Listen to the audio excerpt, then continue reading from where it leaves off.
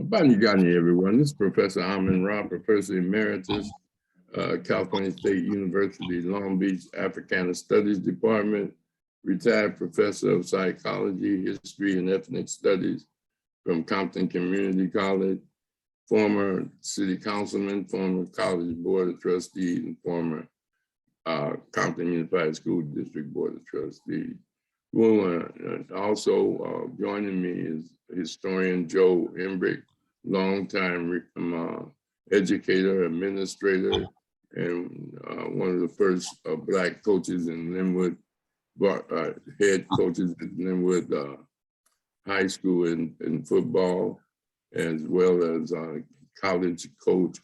But above all, he's a serious historian on the history of our people from the beginnings all the way up to today, and deeply into the harmful effects of some religious institutions and practices that affects us psychologically. So he's the co-host of the Conscious Corner. We welcome all the people that have chimed in through the Conscious Corner.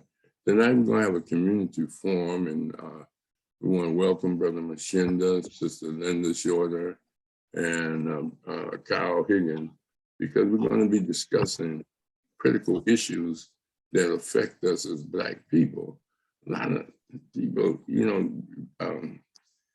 go on living our lives, and sometimes we don't know what's killing us and what's causing us issues, and then we don't know the victories that we have and those that have overcome the various challenges. So tonight we have a number of topics we're going to start discussing. First one we want to start off with is Brittany Griner, that issue, who is WNBA basketball star, Olympian. She's 6'9" and 200-some pounds, and she's was an all-star in the WNBA. She went over to Russia, and then while searching her bag, they found some hash oil, less than a half gram, and they've been holding her for the last almost over 100 days as a prisoner in Russia. She just pleaded guilty in hopes that they could make a deal with one of the Russian prisoners to get her out.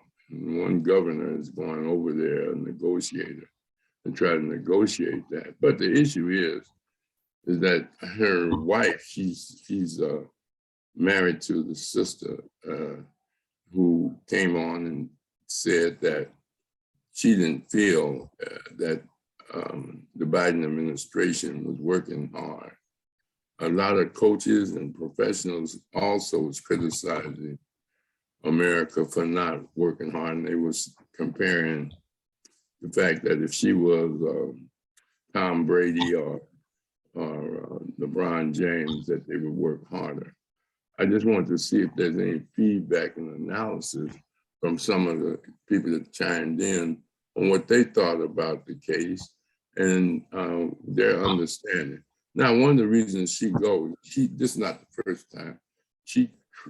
Most of the NBA stars, WNBA stars, play abroad because they make more money.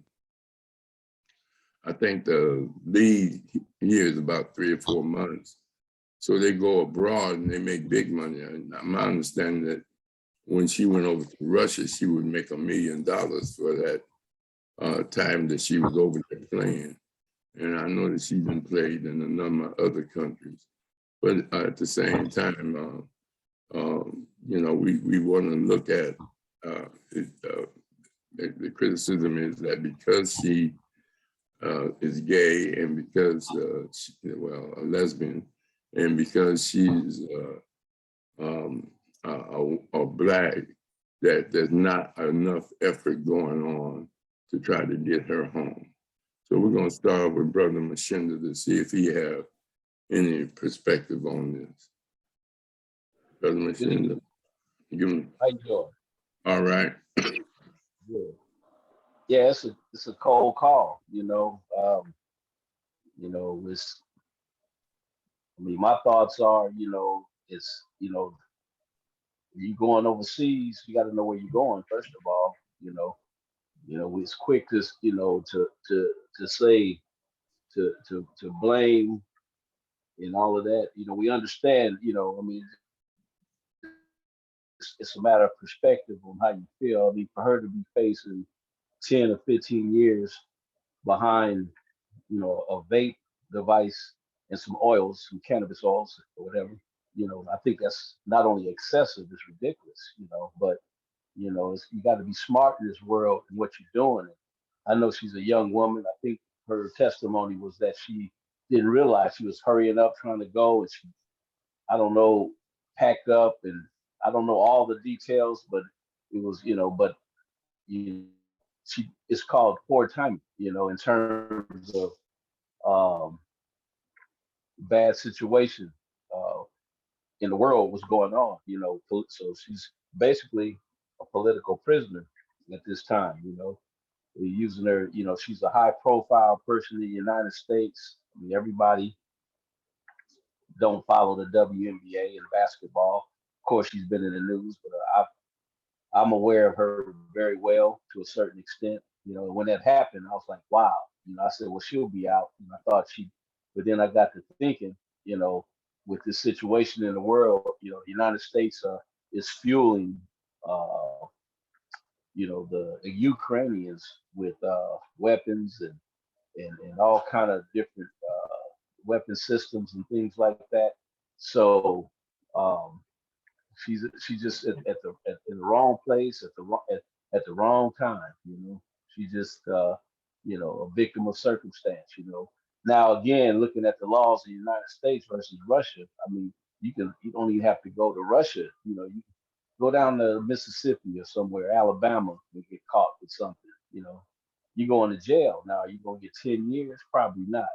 But they've been handling up on folks like that with these strict rules and strict laws, whether you agree with indulging in cannabis or not.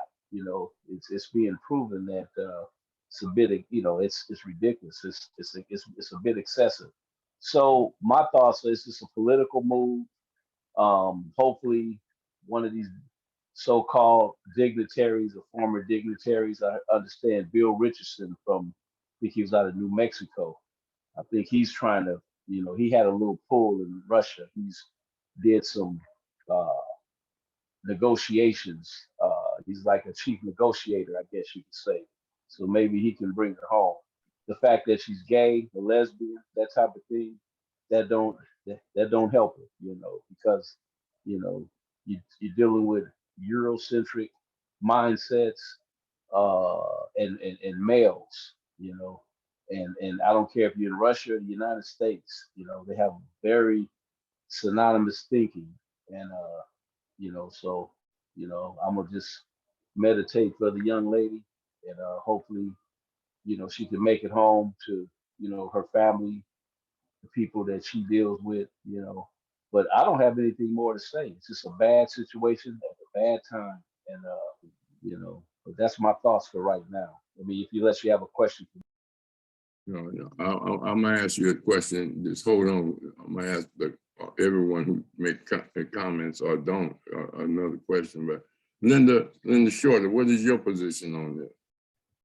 Oh, on the lady in prison, Yeah.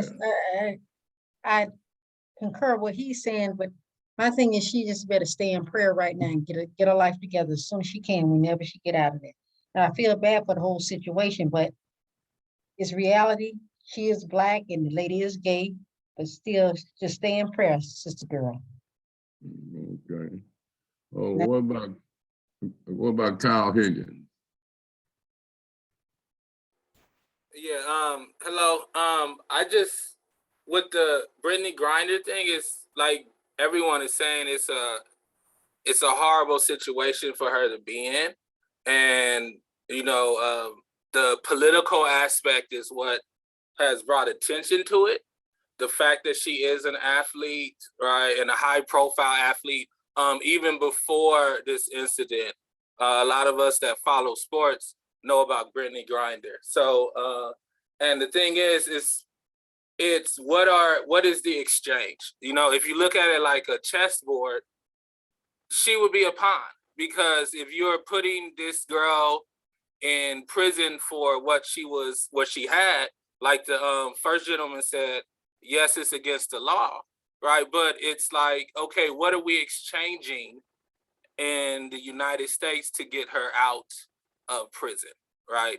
The person that the Russians will probably want is not going to be a Russian athlete. And that's what is so horrible about it. She's a political prisoner being used as a pawn to get someone who is probably very dangerous out of an American jail and sent back to Russia. And that's what I think. If I'm wrong, then but that's what I think. That's why I feel for the young lady. Okay, Kyle. Thanks for that comment. Mm-hmm. What about you, brother Joe? Your perspective. Brother Hembrick, are you there? Big Joe? Sorry, I had to mute myself. Yeah, you know, you gotta know the laws of where you're going, you know, and I'm sure she knew. I don't know if she was able to slide by with it in the past, but you know, you go through customs, man. You know, they looking at you everything. So, you know, the sister, I don't know what her mind frame is about that. She claims she just overlooked it. But, you know, you've been there before. You know, this wasn't her first time going there. You know, she know the deal. Anyway, just like Brother Higgins said, you know, Putin is going to use it as a political tool to get a prisoner or get some reparations drawback off of him or something of that nature. You know, United is hard. It's hard to negotiate someone's release when you're selling the person I'm fighting bombs and missiles and stuff. So it's a tough situation. You know, we just have to be more cognizant of what we're doing. And you see what the brothers went through with the sunglasses over there in China. So it's always something, and you know, they're always watching us. So we have to be particularly cautious. I don't care how big of a star you are or think you are. But over there, you know, it's no big thing. Well, I guess she was big. They was paying her about $1 million, you say. But you know, it's just tough. I want to see how long it's going to play out. But even here in America, if she was in Texas or Mississippi, Alabama, someplace like that, you know, she still may be in jail behind that. Ain't no telling, just depending on where you are. So anyway, you have to watch what you do. You have to be cognizant of where you are, what you do, and how the people are where you are, and their laws and regulations. Because you can, just like in Texas, you better not be caught throwing no paper on the ground. But here in California, people eat burgers and fast food and toss stuff right out the window. In Texas, that'll get you a $10,000 fine, and they ain't playing about that. So you kind of got to know where you are. But anyway, hopefully it'll work out before too long, and it can be resolved. All right, thanks, Joe. Rashaki? Yeah, what Brother Higgins said, this is the person that they may want to trade her for, this guy right here. And I think he was on it. Victor Bout, and they call him the death merchant, the merchant of death. And he has a narco-terrorism charge here in the United States. So yeah, that's all. Everybody pretty much said what I was going to say. Only had a few things to say, but it was already said. So that's the person that they, Russian state media and officials have reportedly floated to trading Griner or Whalen for. And it's another guy, Whalen, over there in Russia that they also want to bring home back to the United States. So the guy that they're looking at, Russia, is Victor Bout. Okay, that's all. Well, let me just ask a couple questions and see a response for those that have chimed in. First of all, you know, they've already in the midst of this, and after she was arrested, they negotiated and got one young man, white man, home. That's so there is room for negotiation to get her home. But second, what if Trump got involved? He has a relationship with Putin. It would destabilize the political image of Trump. Would that change the political view of Trump if he was to use his relationships with the Russians and bring her home just because he's getting ready to run for president again? Do you think that would help get a lot of people to vote for him again if he was to do that, in spite of what he's going through with regards to these hearings? And is there a possibility of him getting involved, do you think? What do you think, Mchinda? You there, Mchinda? I think, yeah, I'm here. I think you raised a great question there, Professor. It's no doubt that that's how politics is played. You know, any angle that you can get. You know, so I wouldn't doubt if he's already involved and already communicating and you know, and setting up himself for for a run. You know, of course, he's in court right now and all that. So those facts remain to be seen right now. How that's going to play out, you know, in terms of criminal or what have you. But in the meantime, it's no question that Donald Trump will use every play that he can, and Putin. This is just my opinion. Is very sophisticated and wise to that. You know, and I use that lightly. I don't think they're evil being. But yeah, the answer to your question is, and some people will turn to Trump. You know, black people. You know, a lot of quite a few black people voted for Trump when he ran. You know, and I'm one that, of course, didn't vote for him, but I had sense enough to know that the way I call it, the way the sheep ran, I said he could have walked in backwards if he wasn't.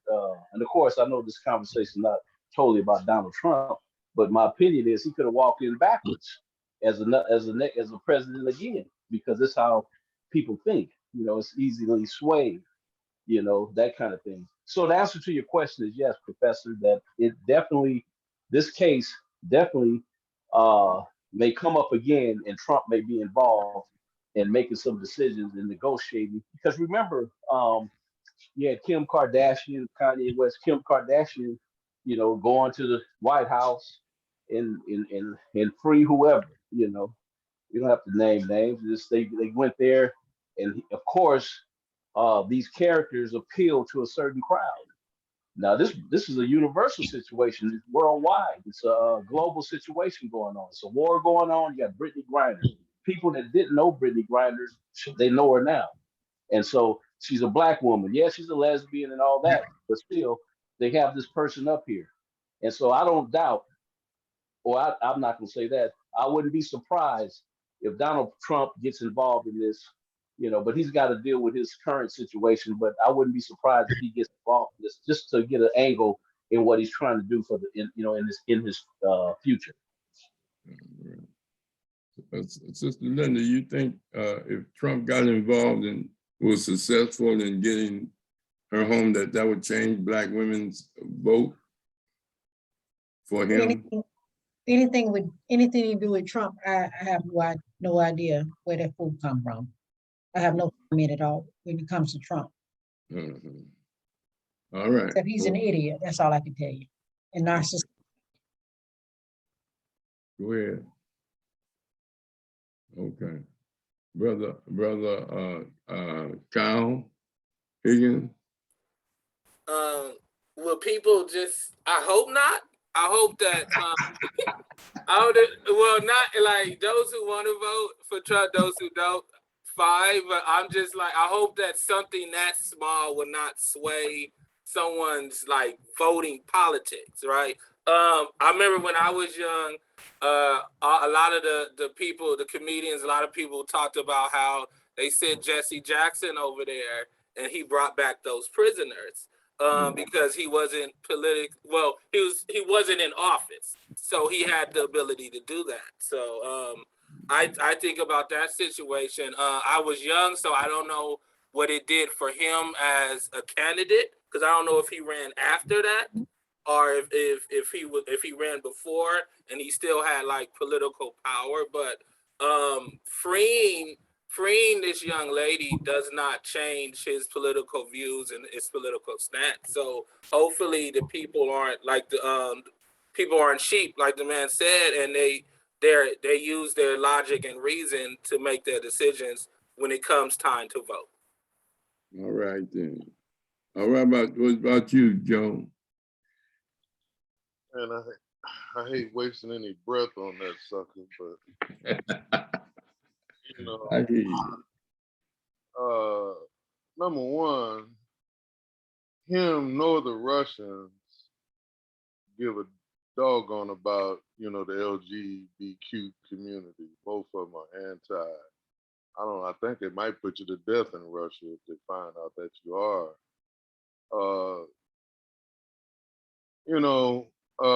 I don't put nothing past Trump. He think he's Adolf Hitler reincarnated. And I won't even get into the stuff he got off on in his life as a human being. But anyway, nothing surprised me in politics and religion and pimping. Nothing surprises me. So, I really rather not even deal with it. I want to see if they're gonna convict him here for the stuff he did, which I doubt. But we'll see. I'm still of the mindset. I don't suffer from the illusion of inclusion when it comes to those subjects.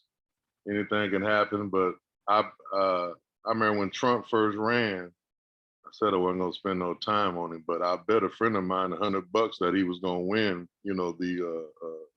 a Republican nomination, and he didn't think he was. But I said he's saying exactly what white folks want to say and can't say. So anyway, I'm done with him. Going to the next subject or person, Rashiki. Yeah, Brother Rashiki, what do you think? If he does get involved and be successful, he will use that and he will sway weak-minded people, to vote for him. I think it would benefit him if he did get involved. That's just how it is now. Like Joe was saying, when he first ran for president, it was a joke to me. It was really a joke. I'm like, are you serious? This guy that just had The Apprentice, as a show, and you're fired? Yeah, I just thought it was a big joke. And then when he became president, and I think the point was made clear, he appealed to the people that do want things to go back the way they were. And that's a lot of people that they just don't want to say it, that being white people mostly. And then you have your crowd of these Negroes that's just gonna, do whatever it takes to get a dollar. So yeah, he would use it in his favor for sure. And I think people would go for that. Gullible, weak-minded people. Yes, sir. Okay. Well, people sometimes it's challenging for a lot of people to understand the role of politics. Some people say politics is war without violence, and some people say war is politics with violence. There are, as you pointed out, and thank you, Rashki, the young man, the Russian that they got in prison.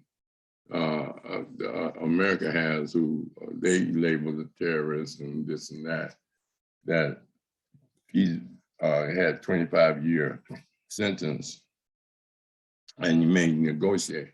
But the issue is that it would embarrass Biden administration terribly if he was successful and if he got involved based on his relationship with Russia. You know, it's not about Brittany, it's about him. It's always about him. He's not doing it for her, and he's not doing it for Black people. He's doing it because it would benefit him, as many of you have pointed out. And then the second thing is that, you know, it's a issue with Russian people and their struggles and their negotiation, and because you have them with all these sanctions, so they can, you know, they got a lot of room. The question is, the criticism is, Biden, is he doing everything he can and moving as fast as he can? Now he's arguing that it's very difficult to work with the Russians under these circumstances that people have brought out, but other people like the governor of New Mexico is going over there. And that's one of the criticisms her wife is saying, even though he called her wife and told her that he's doing everything he possibly can, but people look at Biden as a very weak president. And if Trump was to get involved and was successful, I'm not saying he is going to get involved. I'm not even saying he's thinking this way, but you never know. The point is, you got to think of all avenues by which people would take advantage of the situation. Now, as far as Griner bringing some hash oil, less than a half gram, they wouldn't, they wouldn't even waste no time with you if you was in this country. She was bringing it over there. So it's obvious, as Joe pointed out, that she probably been doing it wherever she went. I mean, you know, if she, you know, if it's hers personally. I know a lot of professional athletes and entertainers, they take drugs with them all kind of ways.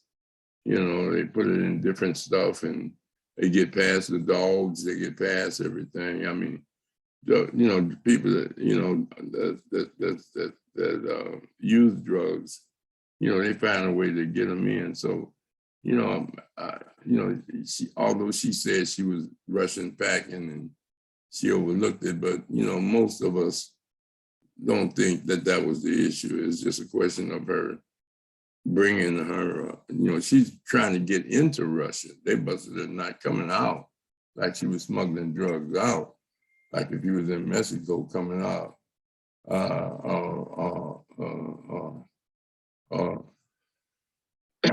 But she was going in, and that, like they say, they make more money because they don't make that much during the season with the WNBA. Well, they make some money, but they don't make as much. The season's real short. And so they go overseas and play.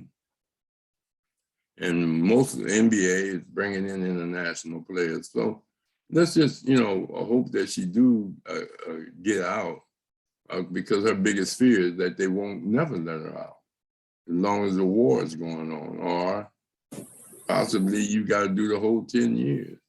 And that's unfortunate because Russians are white people and they're the embodiment of evil. And so it's hardball. It's seriously hardball. So we hope that she get out, and we hope that she get the support from the Biden administration, and that he really, really be a little bit more aggressive about getting her out. White people are criticizing him, saying that he, you know, he called her, and so then he had to call some more white people because they were saying, you know, they wanted the same treatment and they wanted their relatives home. So it's a struggle and it's a challenge, but we just can, if you pray for her, and if you hope for her, it's unfortunate that she, you know, have made that decision. And as Joe was saying that, you know, we can criticize her for making the mistake, but, you know, going to a country at war with your country or the country you live in is, and even for the money, may have been, should have been more thoughtful that, hey, maybe I shouldn't even go over there to play, even though the money is enticing. And so that's about it with regard to her. But at the same time, I do think that there are people that would take political advantage of it for political gains to get her home. All right, we're going to move on to the next subject, which is about Galen Walker of Akron, Ohio, shot 60 times. I think that was his name. Yeah, by the Akron police. They've then fired them, I understand, the police officers that did the shooting. The mayor and his family are asking for calm. People are demonstrating. I wanted to get the analysis of some of y'all about that shooting. If you want to go back to Brittany, you're welcome. But I'm going to start with, is Mchinda still there? What do you think about that shooting in Akron, Ohio, Brother Mchinda? Oh man, I got a call the next day actually. Got a good friend of mine, very good friend of mine that lives there, and called me, and she asked me, did I know what had happened? And I didn't at that time, hadn't been really paying attention to a lot of news, to a certain extent, news briefs. But anyway, I hadn't heard that. It had just happened. And so she was telling me about the setup, the protest, and there's a lot of organizations, she's a member of the Nation of Islam. So she's like saying there, so everybody's like trying to keep a peaceful protest and all that. So everybody was like going into position to try to offset. I think they had bought into that. Now I hadn't been watching it on the news, but in terms of the guy, you know, police is in hot pursuit of this individual, a brother. He's flying. They after him. I don't know what's going through his mind. I know what's going through the policeman's mind probably because we've just seen things play out over and over again. Is they get pissed off. People think it's a joke, but they really get mad when they got to chase you because their adrenaline's running and they tripped out and whatever. And a lot of them ain't even built like that. They got that gun, so they're gonna jump out like the stormtroopers. This guy was running. Well, they said they saw evidence of him firing at him while the car was in motion. I'm like, that's a hell of a thing to do while you're driving. But then I don't know. But they said then they found a bullet casing and all. I said, wow, they found that real quick. They matched it to the gun already. I mean, they were announcing this stuff. So at the end of the day, all I can say is the brother's running. I know Brother Rasaki, he quite frequently bring up the codes, our elder brother that, be he be talking about, the codes, like, hey, stop, be cool. Well, what was going on? So I don't know. I hate it when when a brother anybody get killed, let alone a black person. It hits me every time. However, with this brother here, he was running. He turned around and they blasted him put 60 holes in him. Well, what I heard that so-called police chief said every bullet got to be accounted for. Like, why did you shoot that next bullet, and that next one, and the next one? And so everybody fired or whatever. So I don't know. I think that was excessive. They're trained. I don't know. Is it dark? They can't see. I'm not going to, justify it for nobody. But we know that a lot of times we don't win those arguments in a lot of cases. We don't win those arguments. It's a travesty, you know, and that's you know, but that's why we talk about the struggle. You know, that's part of our struggle is dealing with that criminal justice system and how they do things, you know, and these police forces, you know, like you say, it ain't about being anti anything. It's about doing what's right, you know, doing what you're supposed to do, treating citizens equally. Like they took that young man from in the Highland Park, Illinois, killing next to Chicago. You know, he went with unscathed.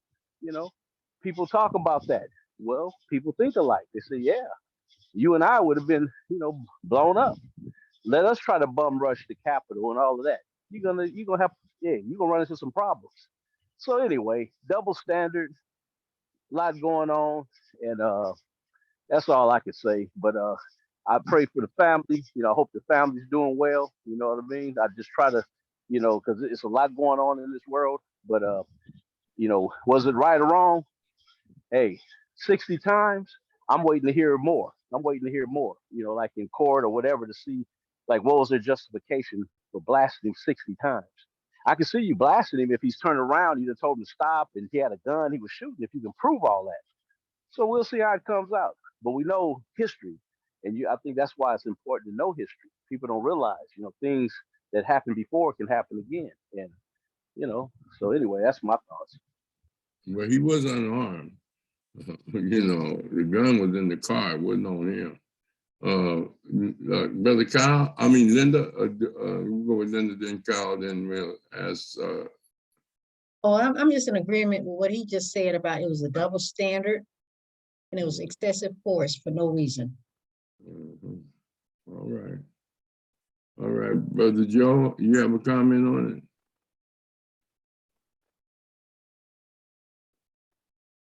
You're on mute, Brother Joe.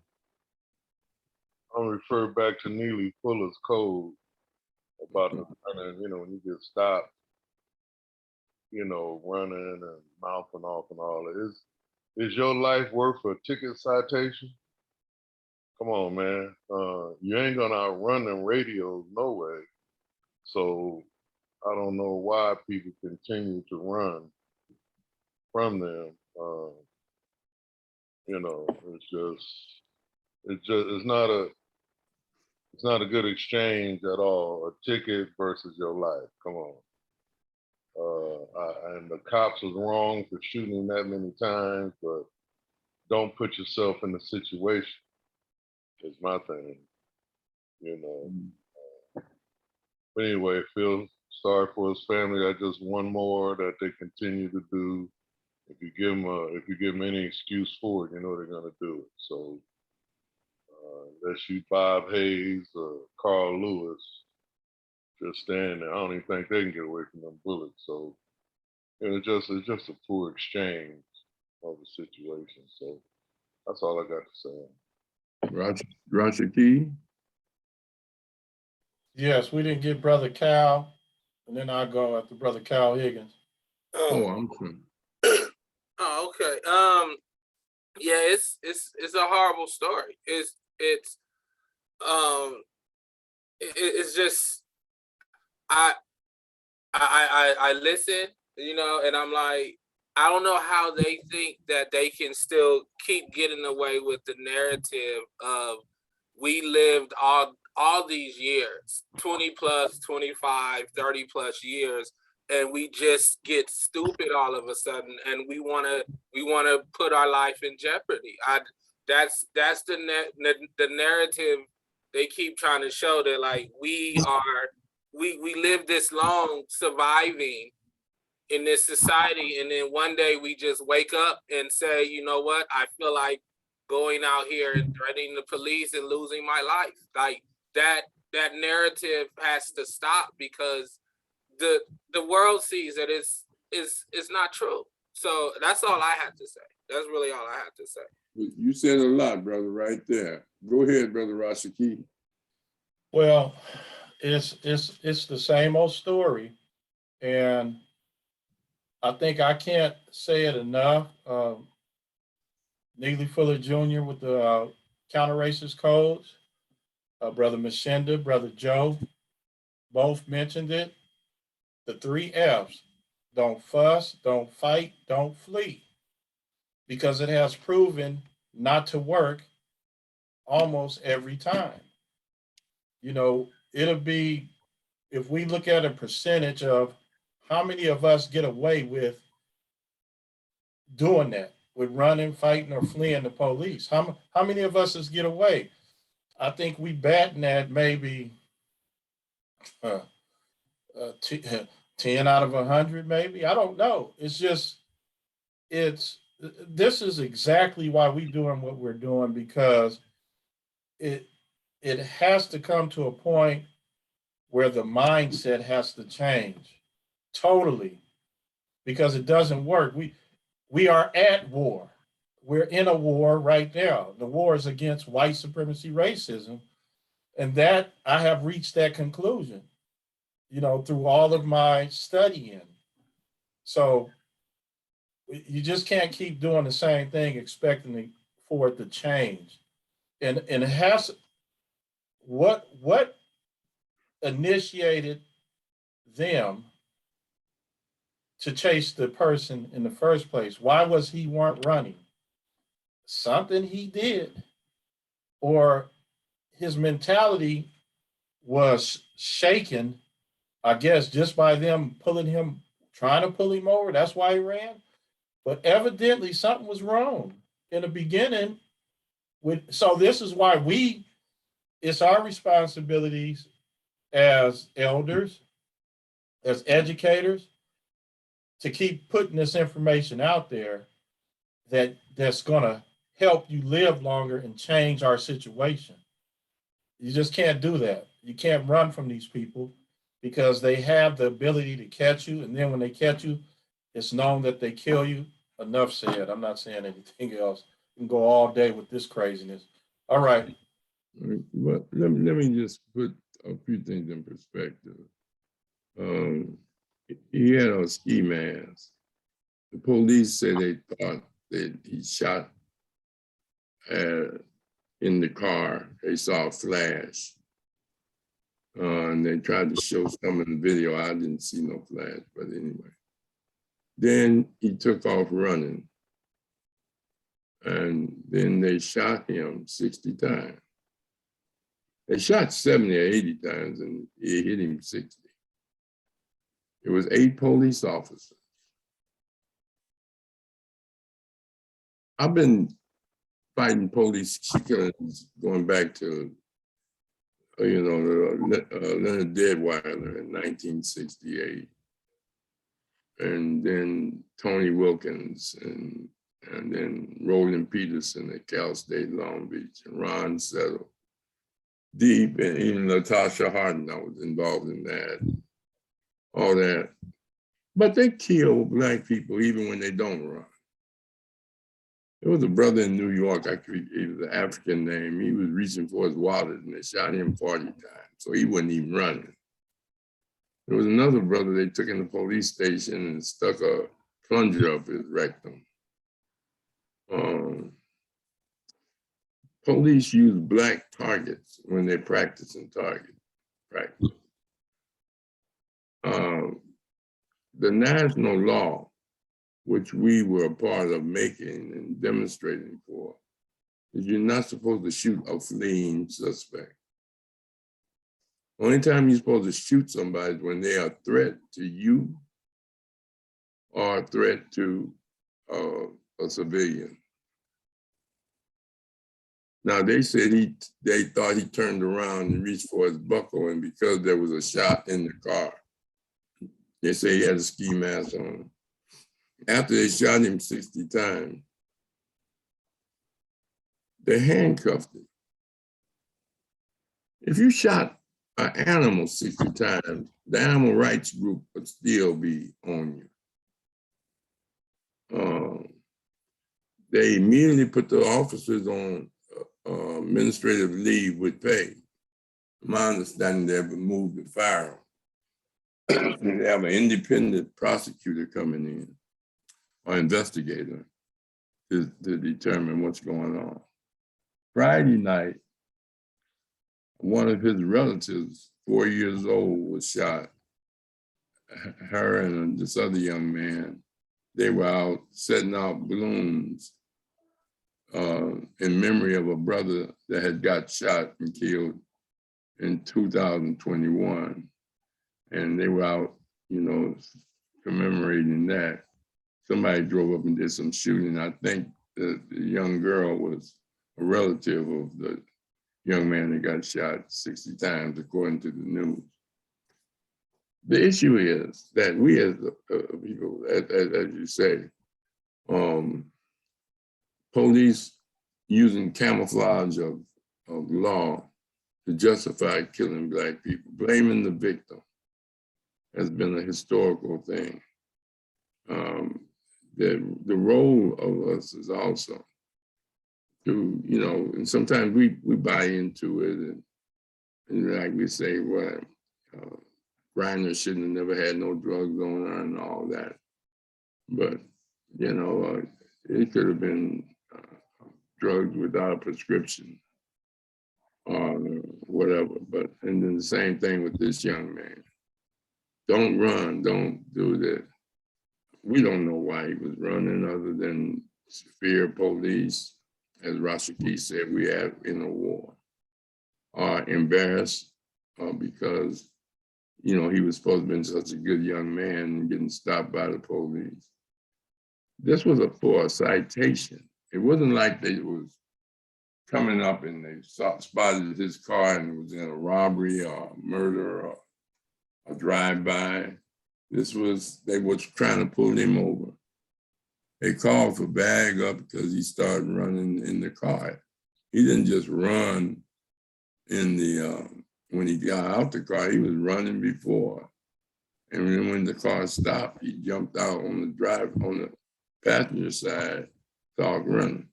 Then after they shot him 60 times, they hang him up. Then they go back to the car.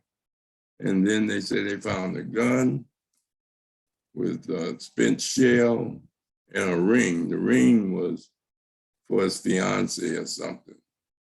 But the point is that there's an argument that the gun may have been in the back seat and the police put it in the front seat, took the pictures. The question is a lot of issues. The mother and father are very religious. They call on people, you know, hey, look, we don't want no violence. We don't want nothing, nothing like that. And we just want justice. And so we are for the demonstration, but be peaceful. And you got the police officers saying, listen, let's all be peaceful. Let's wait for the investigation. We got an independent investigator coming and we're gonna fire the police that did the shooting. Because almost every professional police officer that they interviewed on CNN, MSNBC, saying that you don't shoot 60 times at nobody, especially after you didn't hit them. I mean, and then handcuff a dead person. It didn't add up as far as professional police are concerned now. You know, because they said they thought they saw a shot. Maybe they, you know, thought that he still had the gun on him when he was running. But at the same time, they didn't even have to chase him. They had the car. You know, it wasn't stolen. And, you know, I mean, that's what they generally do. And as Rashaki or somebody said, the young man that shot up Harlem Park, you know, he killed people. And they didn't even shoot him when they was chasing him, when they pulled him over. He surrendered, of course. And then one cat that shot up the church, and they took him and got him a hamburger. White boy. Number of white people with mass killings they've arrested. The others shot themselves. Even the one that went into the Uvalde school, police said he could have shot him. Some people said they had a chance to shoot him when he was going into the school with the gun. And the officer said he was waiting on permission. So there's a double standard, as Linda said. But the issue is that we as a people have to stay as conscious as we can, vigilant as we can. And we commend the people that's out there demonstrating and putting them on notice that this was wrong. It's wrong as two left shoes. Even if he had a gun, you don't shoot him 60 times. But he didn't have a gun when he was running. So the analysis is that, as Rotsky said, you may not be at war, but you're in a war. And this has happened so many times. Black people losing their lives unnecessary, either by being careless with their thoughts, by running or talking back, or either just police just mad and just did it. Look how many police they think were a part of the assassination of Biggie and Tupac. They believe police were involved, LAPD. And others, you know, no one has been held accountable. But anyway, so that's a good analysis. Thank everybody for that perspective with regards to, actually, anybody have any other comment, thought of anything else they didn't say and want to make a comment on that case before we move to the next one? All right. The next thing is this abortion and Black women health. Even though we're mostly men on, I think Linda had to go and she texted me and said she's working on a grant, she had to leave. But we as men have to be just as concerned about abortion as women, because they're aborting children that we may have impregnated the young ladies. One, second, these are our daughters, our nieces, our mothers, and we should have a voice in it and an understanding in it, especially the way it affects Black women. The law is that the Supreme Court has ruled that they sent everything back to the states, especially some states that still think they're in the Civil War. They never accepted democracy and never accepted the defeat. They still fly the Confederate flag and they still see themselves as independent. But they send things back to the state for decisions. And they have trigger laws in some of these southern and what they call red states, that as soon as it come back to them, no matter what the situation is, incest, rape, you can be a 12-year-old girl and get somebody impregnate you and you want to get an abortion, you can't. You could be sick with cancer and can't get radiation because it will kill the baby. And that's a form of abortion. They blame you.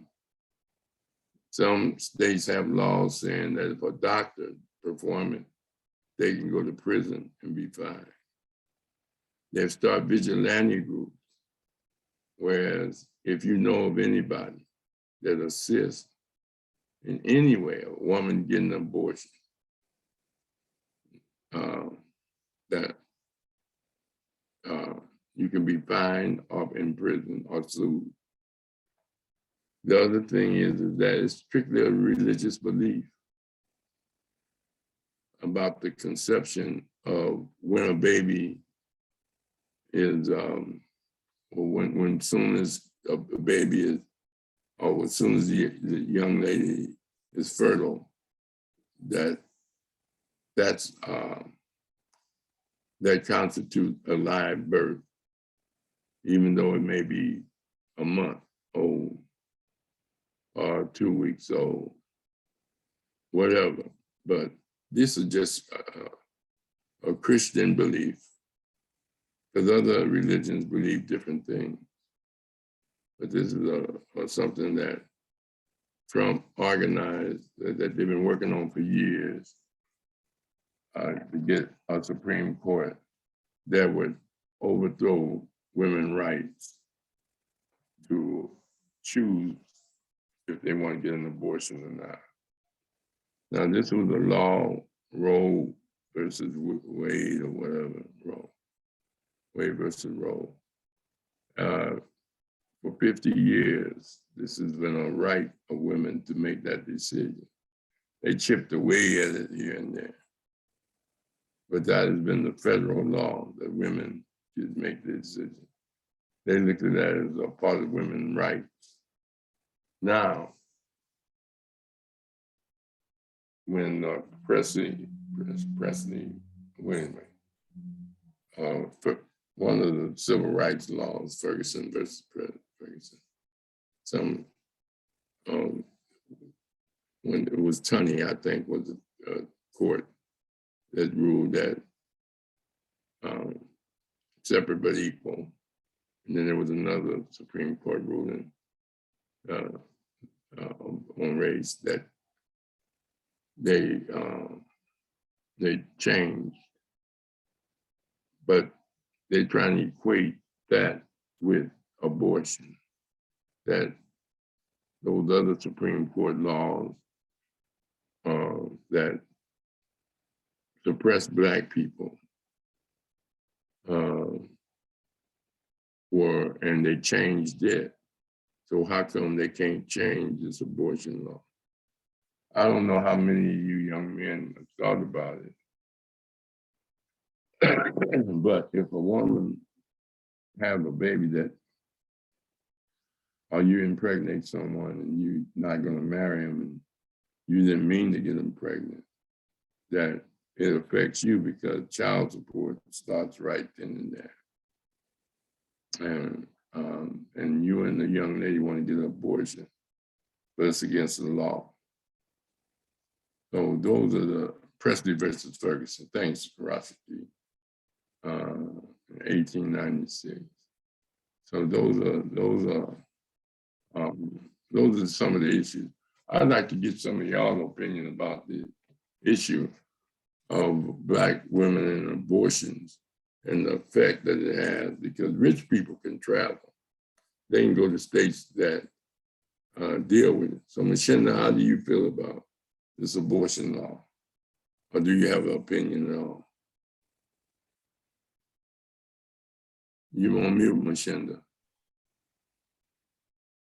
He Are you just still came there? back in. He was gone for a minute. Okay.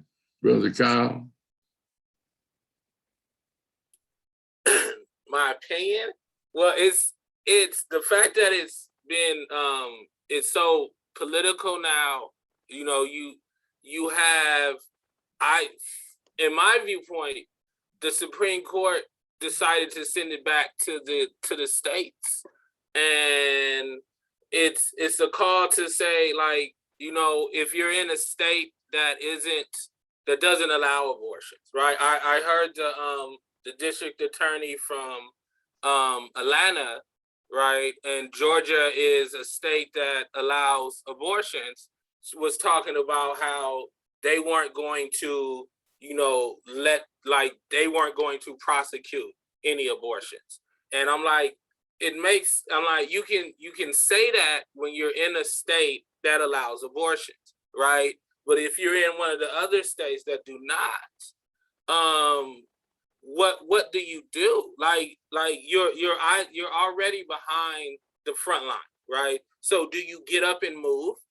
Because, like, if they keep creating laws that are not beneficial to how you want to live your life, after a while, you decide to either get up and leave or just be stuck in that situation. And if you're going to continuously be stuck in that situation, if you yourself are not trying to make change, then there's really nothing more to say about that. Because like you said, rich people can get up and leave. If you're in a situation where you're already on the bottom, getting up and going somewhere else, how is that's better for you?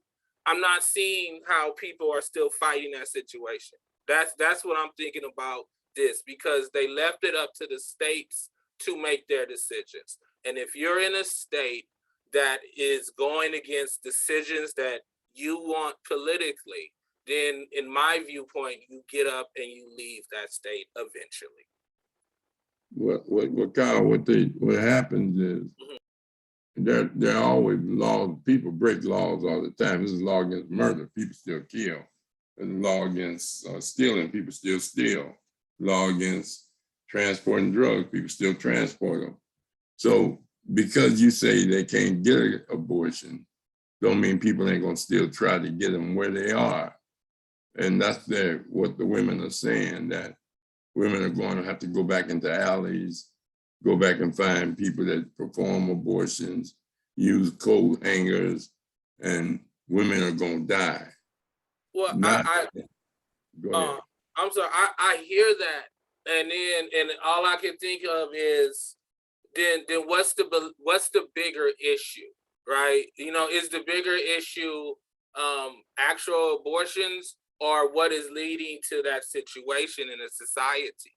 Like what is the bigger issue? Because if it that all women have totally, every woman has a different reason for why she's getting an abortion or she's going to abortion clinic, right? And we always go to just the most negative aspect of it. The molestation, incest, rapes, things like that. Some women have different other reasons for why they are having an abortion. So I think, like, well, what's the more underlining issue of it, right? Is it women are having abortions because there's all these rapists and incest out there? So then we need to figure out that issue.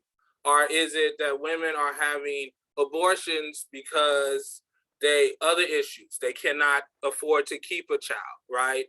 They don't want to bring a child into this world, right? They're not ready for it. These are other situations that are societal reasons that I think we need to explore more than the idea of just the final outcome, which is the abortion aspect. What are we doing before that situation comes up to change this total outcome? And that's what I'm thinking. Well, the issue is not the abortion, Brother Carl. The issue is that women feel that it's their right to make that decision, that the Supreme Court should not impose their religious beliefs, because that's what it is. Evangelical Christians and Catholics don't believe in it on everybody, because a lot of people don't go to church. They don't believe in that, and there's supposed to be separation of church and state. But most people believe that this was strictly a religious movement by the evangelicals that put big money in to get these Supreme Court justices that would do that. And most women that do get abortions already have kids. But as you pointed out, it was just, they don't even want to bring them in the world because of economic reasons, or they just don't feel like they can handle kids. You know, they had 3 or 4 and that's it. When there was no birth control, many of our parents had 7, 8, 12, 13 kids. But since birth control and birth contraceptive and conceptive, whatever, women feel that, hey, look, this is our right, this is our body, and we shouldn't have a Supreme Court telling us what to do And that's our decision. Now they have a situation where they said even if it costs the woman life, she can't get an abortion if she has a baby and she has died. So, you know, they're saying that, you know, this is their right. So that's what the major issue is, Brother Kyle. You have a response to that? No, I agree with you. I think it's the women's right, and the Supreme Court is putting like the issue, to me, back to the states, and that's how I'm saying it right there. And in the states, it's who these states are electing as their officials. So in California or Georgia or some of these in states like this that we live in, a vast majority of the society, which is like you said, understands that it's the woman's right, and the idea of it is it's religion, right? But then in them other states, they take the idea of religion as the truth. So how do you have conversations with those people who, in essence, like you're saying, it becomes dogma, right? Whatever is religion is the truth over everything else. So you can't. Having that conversation is what I'm trying to say is within those states, it is a very difficult situation where, like you said, they still fly the Confederate flag, right? They still have these things in these states. So, like, if this is a war, as we talked about earlier, do we abandon those states and say, our people, we need to get out of these states and go to places like Georgia, or as people are going to Georgia and Texas, turning those states into from red to blue? That's the question. I'm sorry, that I'm talking about. That I think is deeper than, like, do we just keep fighting for these small little territories, or do we say, you know what, this is yours? Because if we have more people in Georgia, then we have more Congress members. We have more people that can go to the polls. We have more people that can make decisions that affect the nation as a whole, than instead of fighting for these little small territories that we are vastly losing in every election. That's Appreciate that analysis. Mchinda, are you back? Yeah, I'm back. Yeah, I had some audio issues, but yeah, I don't have much to say. It's just another hot button item, serious one, and it's basically like you say. I think it's going to hurt our communities. There's a lot going on, so it's definitely going to have an adverse effect on our communities, our young women, especially.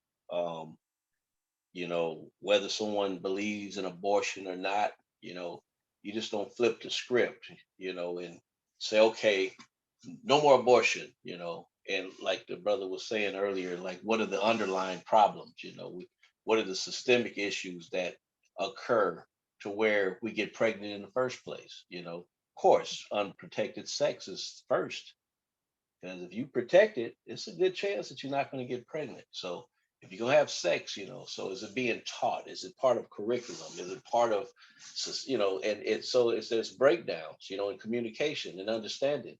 And therefore, our young people are, and older people too, some of them, a little older, not the elders, but the youngsters, they get exposed to, when they're ignorant, they don't know, oh man, they're in for a ride, and but yeah, I don't think personally, whether it's for or against, it don't matter. It's more or less, if the law was changed, you don't flip the script like that. You got to fix these systemic issues where, make it a what they call a equal, give us an equal footing, equal playing field, and then, we can start talking about having, discussions about things. But when you do that, we know that from history that it ain't so much they're in love with life. They're having wars all the time and killing folks. And then the death penalty. The same folk that say no abortion, they believe in the death penalty, taking people out, So it's a lot of, it's the hypocrisy in that if you believe that they are really concerned, it's the ultimate of what's going on. It's like, hey, so anything, everybody's looking for an angle and one or two or three up, 10 up over the next one.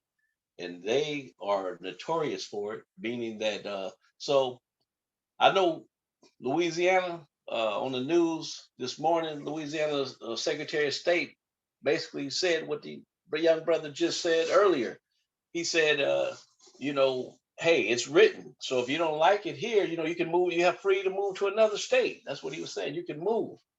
And that's what they talking about in Louisiana, far as from the government, they have their the governor, he's I believe a Catholic, and but he still as a Catholic tried to, but it was, he's overwhelmed. These folks down here, they got it going on, no matter if they Democrat, they lighten the load a little bit when they Democrat. I guess they kind of, they're more, I guess they'll throw a few bones, but man, they're tough, they're senators and everything is just amazing. So, I mean, and that's just the microcosm of the Louisiana, who they represent the people who voted for all these guys and, get these constituencies and then you pick the Supreme Court, and so the Supreme Court, look at Clarence Thomas. They were basically saying he's what they want to recall Clarence Thomas. They said, you got a petition now. I don't know if they know. I don't know about that. I thought they were lifetime once they're in, so you can recall all you want. But the bottom line is these people are placed in there to support these ideologies. It's a chess game.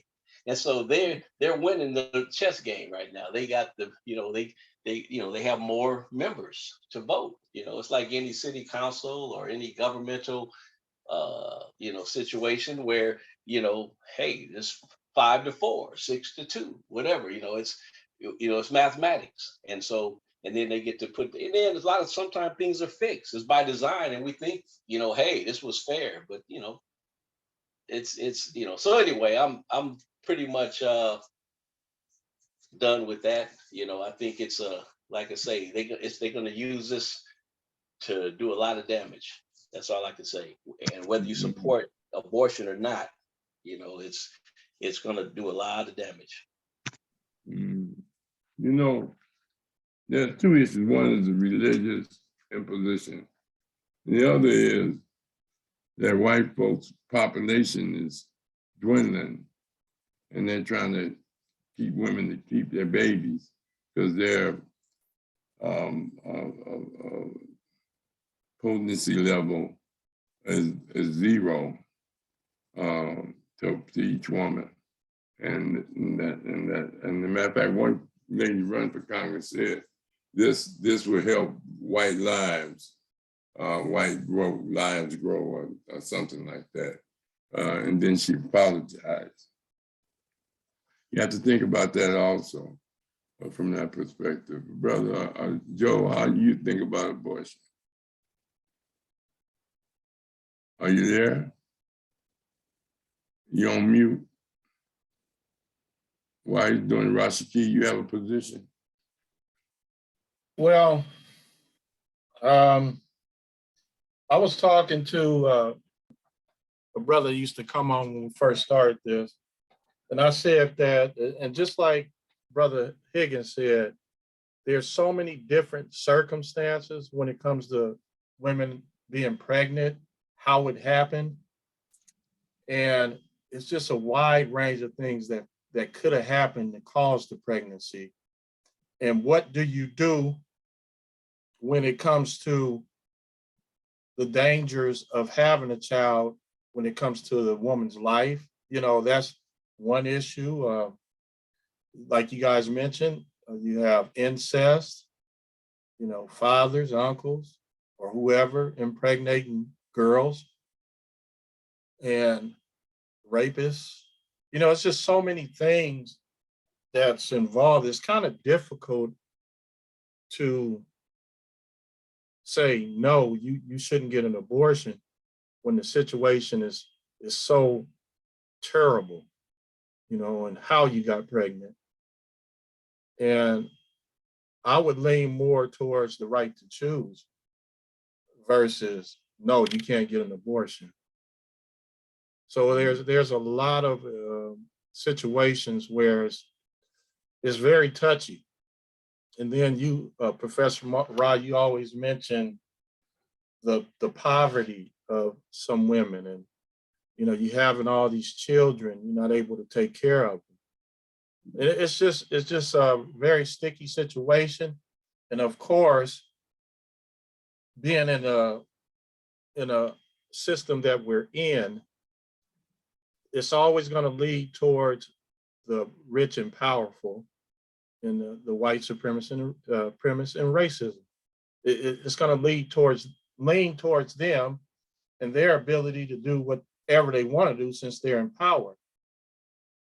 So, you know, we're in a constant fight for survival, and that's just one of the, as Mchinda was saying, that's one of the tactics that they're using. So that's about it. Yeah, and appreciate what you said, if I understand correctly. You know, it's about, you know, the cold-blooded thing is that's not even the major issue to people. Women's rights, abortion rights, healthcare. The issue is economics. It's always economics in this country. Inflation is the #1 issue. Not even the war in Ukraine. It's all about, I'm paying too much for gas and paying too much for food. But, you know, I remember when we used to go to the store with $50, it'd take us, we come back with about 10 bags of groceries. Potatoes was 5 cents, about 10 cents a bag and all that. Now you go in there with $100, you come out with a bag and a half. You know, everything always keeps going up. But the point is that when we look at abortions, do we support women being the ones to make that decision? And do we continue to struggle to get those rights back for women? Or do we concede that, you know, hey, look, you shouldn't have got pregnant anyway. Even if it is a problem, have a baby and then take it to the fire department. You'd be surprised at the mentality of people. And even if it's incest or whatever, you know, punish the guy that did it and still you had the baby. Or is it a situation where the parent of the child, if she's pregnant, or the young lady, said, look, I just found out I'm pregnant. I took the test. I got 4 kids. I was out at a party, we got the drinking and smoking. I met one of them cats with a 6-pack, and he, you know, I just gave him some and I ended up pregnant. But I'm not, you know, I can't work, I can't do this. Or a lady that said, look, I had 3 babies, all of them came back unhealthy. I don't want to bring one back. Sex is a compulsion that nature gave humans. The whole purpose of sex is to reproduce. People turn it into a freakathon, you know, and things of this nature. The orgasm is your reward for reproduction.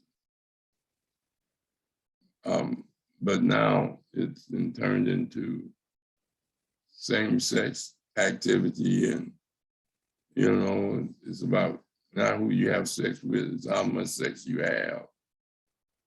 You run from woman to woman to woman to woman to man to man to man to man. And then you get caught short. But the point is, they're talking about putting people in jail and prison for getting an abortion. And is that the right of the woman? So those are the issues. And then in Ukraine, they're accepting those immigrants into this country without any procedures. They don't have to be checked. They don't have to say they're escaping war or anything. But people of color are lined up at the border and they won't let them in. Under a law that says, well, it's because of COVID. But when it came to the Ukrainians who are white, they don't even test them. But so you see the hypocrisy, as Malcolm said. It's not democracy, it's hypocrisy. And that's the same thing with abortion. Is it about population development, not suppression? Suppression, the Black people and the people of color. But we got to get more white folks in the country. And we got to get more women having babies. Is that the issue? And then the religious issue of being able to enforce their will on others by supporting a person that's not even religious, but will support their religious views.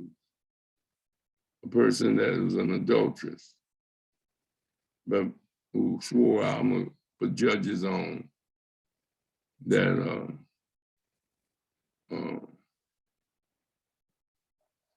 support a ban on abortion or roll back the abortion law. A person that's a proven liar, now an insurrectionist. And he's bragging that, hey, look, I did what I told you I was gonna do. I was gonna appoint judges that would roll back Roe v. Wade, Roe versus Wade, abortion law. And that's what's going on. So we have to stay vigilant, as Brother Higgins said, and Mchinda is right on it too, It's a power play, and we have to work on it. Okay, Rashaki, close us out and tell us who's gonna be on Wednesday. All right, let's share the screen. We have Brother Rio, and it's going to be a panel discussion. So it's going to how to curb the violence amongst the youth. So that should be interesting. We'll talk about youth violence and probably going to bring up a few more topics. So it'll be more on the line of what we're doing tonight. It'll be a roundtable discussion. So that's what's going on Wednesday. And So Monday we're gonna have Linda Shorter. Yeah. So yeah, Linda Shorter on Monday for Conscious Corner. And we already have that locked in. And the topic will be, I know it has something to do with inventions. So, and then it's wellness also. Yeah, inventions that contribute to health, good health. Yeah. So Black inventions. Black inventions, yeah. So this was a very healthy discussion here, people, and we're gonna keep doing it. And I'm glad everybody showed up. Thanks for coming, Brother Cal. It was good having you, and don't hesitate to come back whenever on Mondays and Wednesdays. Okay, I will. I enjoyed it. I always enjoy learning, getting knowledge from you guys and just a different viewpoint. And to be able to speak speak my mind. So I thank you. And yeah, and We welcome it. we appreciate your contribution, Brother Kyle. All right, so each one teach one in Conscious Corner. Have a good evening. All right.